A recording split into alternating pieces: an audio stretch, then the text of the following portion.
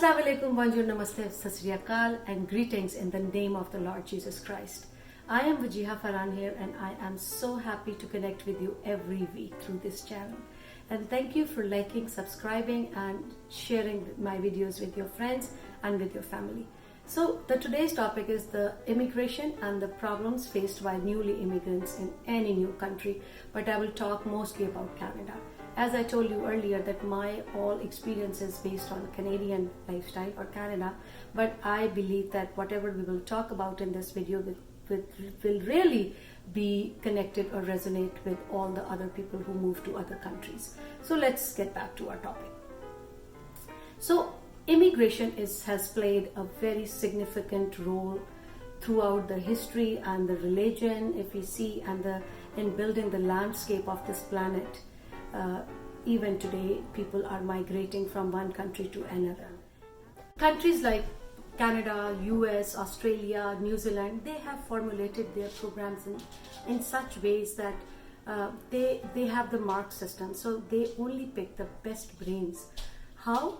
What happens? They give the best marks to the highest education. They give the marks for the high number in IELTS test. They give the marks for your experience in your same field. They give the highest marks from the age bracket 25 to 35 years of age. So in this way, they put all these numbers in one pool, and then they pick all the best ones, the top ones. So definitely only the top ones who have the good education, good experience, best language, or who are from the age of 25 to 35, they only get picked up. So usually when people come to Canada, they only have seen Canada either through the movies, Western movies, or either through the pictures of their family members who are here.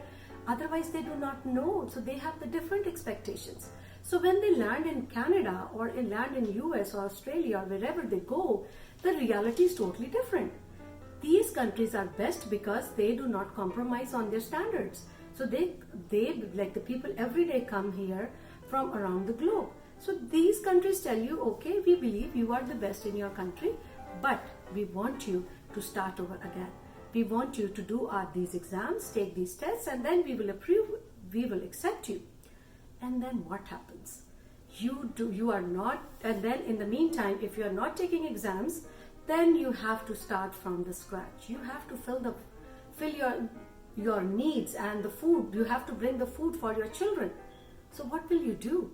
You have to start from somewhere, and that somewhere is the entry-level jobs. So for me, the first and the most important, the foremost challenge which newly immigrant people face is economical, because they do not find any jobs.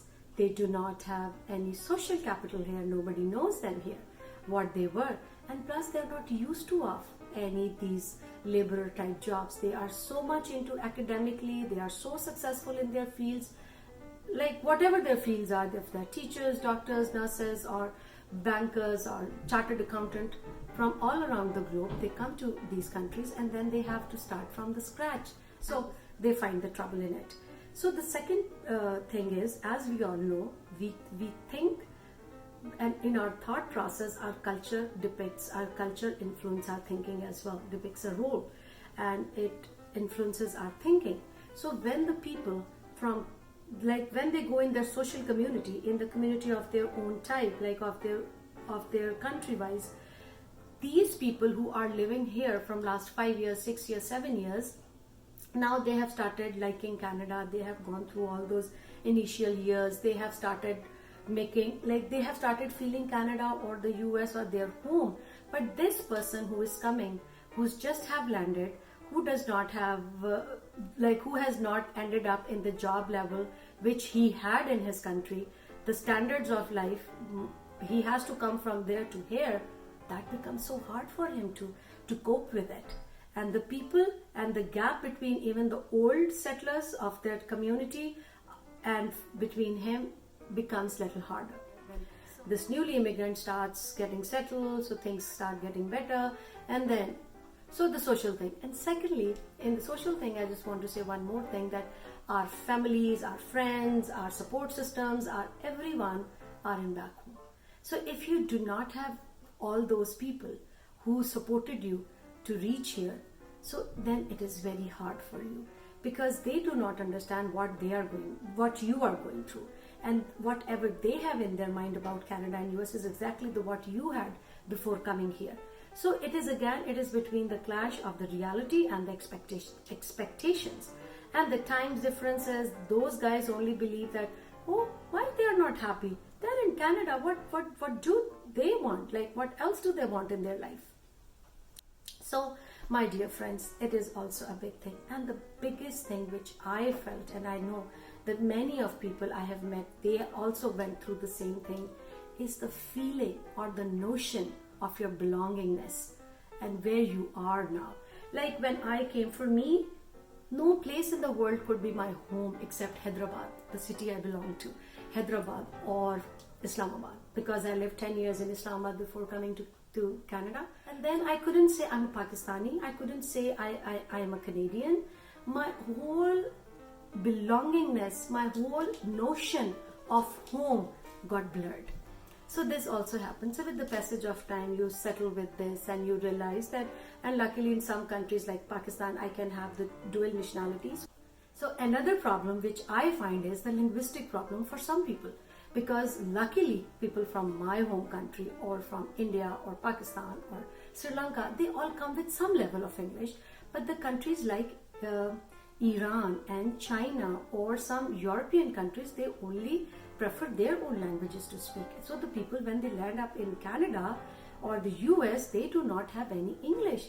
So how do you expect them to do those papers, to do those examinations and pass those Canadian standards to be into the better jobs? And then these people have to learn the language first. So they spend 2 to 3 years to be equivalent to that level where they can come up to take the tests. So, and there are so many other small things like knowing nothing. You do not know about the tech system, you do not know about the health system, you do not know about anything. Even the traffic of the country is different than the traffic of my home country, because the traffic is used to be totally different for me. So these are something which we do not even understand. We do not know even how to navigate the transit system, how to take bus, how to find our route if we want to go somewhere. We cannot drive after 3 months, because for first 3 months, if you have international driving license, you can drive. But once you submit your license, and if you cannot pass your license, then what happens? Then you just do not know. You have to take the bus, and the bus is all on net. And the biggest thing which we people face is we are not used to of navigating all this internet and the websites. So this is, and these worlds, they only work through this technology. So these countries are very technology based, and everything is on net, and we are not used to. We always find people to talk to about. In the beginning, it was very hard for me to navigate the different websites. So yes, life was tough, but I promise you, we all succeed here. I will tell you, I will give you the tips in my next video, what I did and what the people like me did. And thank you so much. Keep watching, keep liking, keep subscribing, and I'm so happy that we are growing, that my YouTube family is growing. Take care. Bye-bye.